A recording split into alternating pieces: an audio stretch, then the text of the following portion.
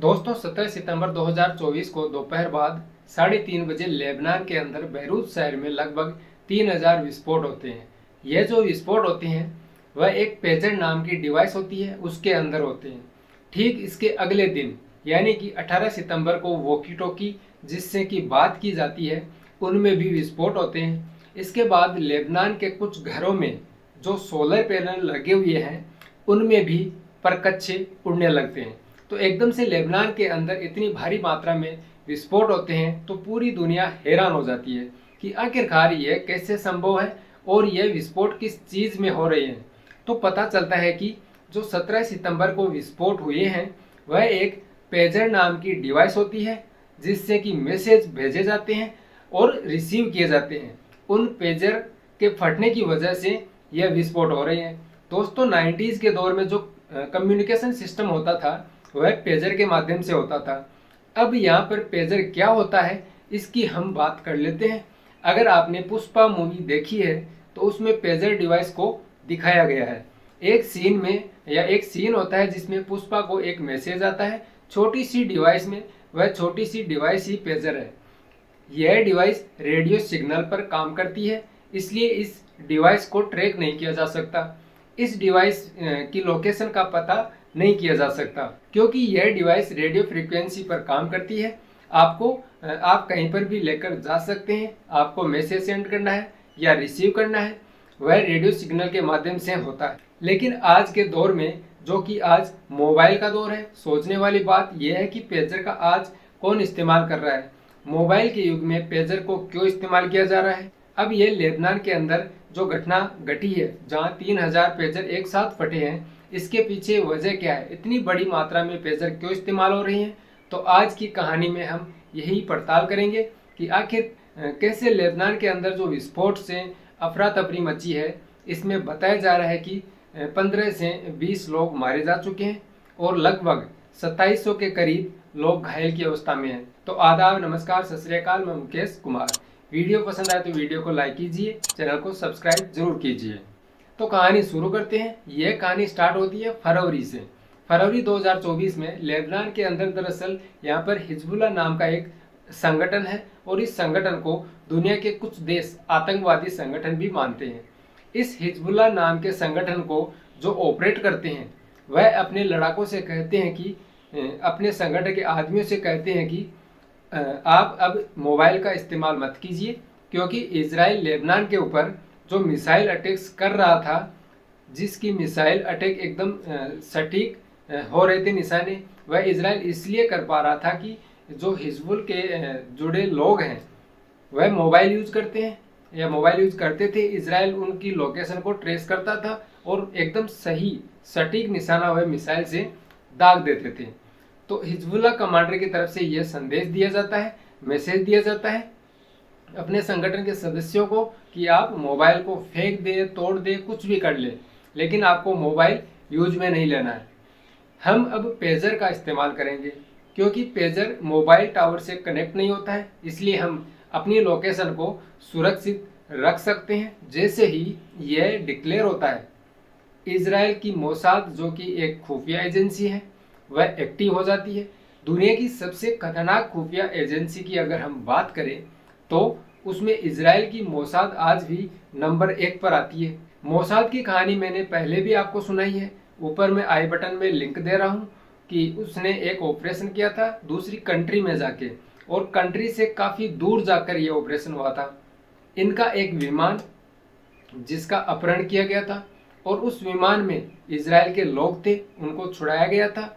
तो operation Thunderbolt नाम से इन्होंने एक ऑपरेशन किया था जो कि जिसकी स्टोरी मैंने आपको सुनाई हुई है। अगर आपने वह स्टोरी नहीं सुनी है तो ऊपर में आई बटन में लिंक है, आप यहाँ पे जाके लिंक पे क्लिक करें और वो कहानी सुन सकते हैं। तो दुनिया की सबसे खतरनाक एजेंसी है मोसाद, वह एक्टिव हो जाती है कि अगला कदम हिजबुल्लाह क्या उठाने वाला है, वह पेजर की तरफ शिफ्ट होंगे। तो यहाँ पर मोसाद इजराइल की सेना के अंदर एक यूनिट है जिसको यूनिट 8200 इस नाम से जाना जाता है और ये जितने भी साइबर अटैक होते हैं इजराइल की तरफ से उन सब को काफ़ी स्मार्टली ऑपरेट करती है और उनको अंजाम देती है। तो मोसाद और यूनिट 8200 मिलकर आगे का प्लान बनाते हैं और उस प्लान में यह सुनिश्चित किया जाता है कि पेजर हिजबुल्लाह आगे से यूज करेंगे। तो हम क्या करें कि लेबनान पर कंट्रोल कर सकें, प्लान बनता है। और इधर लेबनान में हिजबुल्लाह मार्च के अंदर ताइवान की एक कंपनी है अपोलो गोल्ड, यह पेजर बनाती है, उससे संपर्क करते हैं और अपोलो गोल्ड की तरफ से यह बताया जाता है कि यह पेजर आप हंगरी की राजधानी बुडापेस्ट है वहाँ से भी आप ले सकते हैं, हमारे पेजर वहाँ पर भी बनते हैं। अब दोस्तों यहीं पर सबसे बड़ी गलती हो जाती है हिजबुल्लाह से, क्योंकि ताइवान एक यूरोपीय कंट्री है जो कि लेबनान से काफ़ी दूर है, इसलिए वह सोचते हैं कि हम यह जो पेजर हैं अपोलो गोल्ड कंपनी के हंगरी से ही अगर हमें मिल रहे हैं तो वह नज़दीक है, इसलिए हम हंगरी से ही यह पेजर मंगवा लेते हैं। इस तरह से हंगरी की उस कंपनी को ऑर्डर कर दिया जाता है। इजराइल की मोसाद को काफ़ी पहले पता था या चल गया था पता कि आने वाले टाइम में हिजबुल्लाह पेजर का इस्तेमाल कर सकती है, तो वह पहले से ही हंगरी की राजधानी बुडापेस्ट में से एक सेल कंपनी खोलती है और उस कंपनी में मोसाद के एजेंट उस कंपनी को ऑपरेट करते हैं और यही कंपनी ताइवान की गोल्ड अपोलो से पेजर के इक्विपमेंट मंगाते हैं और वहाँ पर उन कंपोनेंट्स को, हार्डवेयर को एक साथ करके पेजर को तैयार किया जाता है। अब गोल्ड अपोलो की तरफ से बताया जाता है कि ये पेजर आप हंगरी से ले सकते हैं। तो कुछ टाइम बाद हंगरी की इस कंपनी को 3000 पेजर का ऑर्डर मिलता है लेबनान की तरफ से और हंगरी के अंदर जो अपोलो गोल्ड के पेजर बनते हैं उन पेजर में कुछ विस्फोटक हार्डवेयर के रूप में इंस्टॉल कर दिए जाते हैं और उन हार्डवेयर को इस तरह से तैयार किया जाता है कि अगर कोई ऐसा संदेश इस पेजर को भेजें जिसका एक पर्टिकुलर कोड वर्ड हो, तब वह हीट करके इसके अंदर जो विस्फोट हो जाए। इस तरह से उस पेजर को डेवलप कर दिया और फिर 3000 पेजर हंगरी की राजधानी बुडापेस्ट से लेबनान पहुंच जाते हैं हिजबुल्लाह के पास।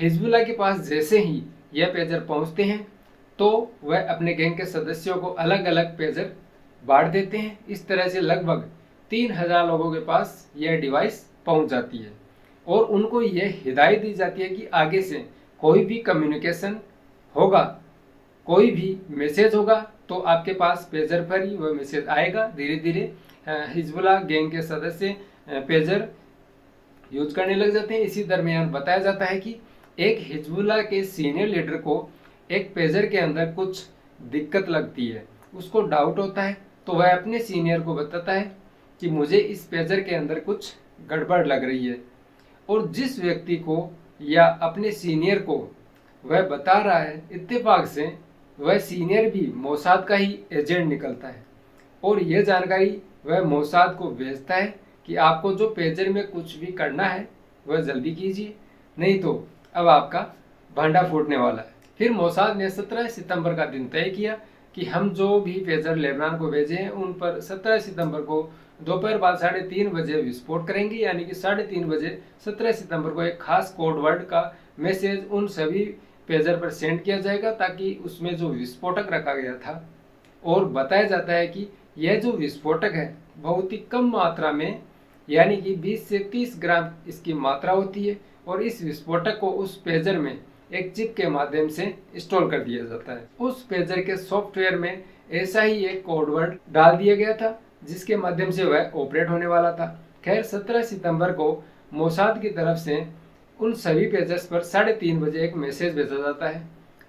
अब आप सोचिए एक सिटी के अंदर 3000 पेजर घूम रही हैं 3000 अलग अलग लोगों के साथ। वह किस स्थिति में है, कोई मार्केट में है, कोई ऑफिस में है, कोई घर में है, कोई बाथरूम में है, कोई बस में है, यानी अलग अलग लोकेशन पर उन पेजर का ट्रैफिक बना हुआ है। वह अलग अलग लोकेशन पर होता है, तभी एक साथ उन सभी पर बीप की आवाज़ आती है, एक मैसेज पहुंचता है और जैसे ही हिजबुल्लाह के लोग उस मैसेज को पढ़ने की कोशिश करते हैं एकदम से पेजर में ब्लास्ट हो जाता है। अब ब्लास्ट से जो नुकसान होने वाला था वह यह था कि किसी ने जेब में रखा हुआ है तो उसका पेट फट जाता है, उसके टांग कट जाती है, किसी की कमर फट जाती है, किसी की आंख फूट जाती है, किसी का मुंह फूट जाता है, यानी कि बॉडी के जिस पार्ट में या जिस पार्ट के पास पेजर रखा हुआ था वहीं पर विस्फोट से करीब 2700 लोग घायल हो गए। उसमें से 15-20 लोगों की मौत हो जाती है और ये आंकड़ा बढ़ने की भी आगे आशंका है।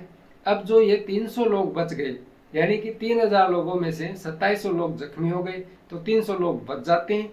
वह इसलिए बच जाते हैं कि उस टाइम 3:30 बजे वह पेजर की जो डिवाइस है वह उन व्यक्तियों के करीब नहीं थी, उनके पास नहीं थी। यानी कि किसी ने टेबल पर रख दिया, किसी ने चार्जिंग लगाने के लिए छोड़ दिया, कोई नहा रहा होगा, कोई खाना खा रहा होगा। यानी कि पेजर उन व्यक्तियों से उस टाइम अलग होता है, दूरी पर होता है। हालांकि विस्फोट तो उनमें भी होता है, लेकिन उस विस्फोट से किसी व्यक्ति को नुकसान नहीं होता है, इसलिए वह बच जाते हैं। जैसे ये हमले होते हैं तो अलग अलग इलाकों से लोगों को हॉस्पिटल की तरफ लाया जाता है और फिर अजीब सा ही एक माहौल बेरूत सिटी के अंदर, लेबनान के अंदर हो जाता है। जब एक ही तरीके के पेशेंट हॉस्पिटल आने लगते हैं तब पता चलता है कि यह जो पेशेंट आ रहे हैं सभी पेशेंट पेजर में ब्लास्ट होने की वजह से आ रहे हैं। और फिर यह पता चलता है कि लेबनान के अंदर 3000 पेजर में विस्फोट हुआ है और 2700 लोग उसमें जख्मी हो गए हैं। अब इसके अगले दिन यानी कि 18 सितंबर 2024 को कुछ जगहों पर लोग मारे गए हैं, तो लोग इकट्ठा होते हैं तो वहाँ पर वॉकी टॉकी उनमें भी ब्लास्ट होने लग जाते हैं। बताया जाता है कि यह जो वॉकी टॉकी है आईकॉम कंपनी जापान की है, उस कंपनी के बताए जाते हैं।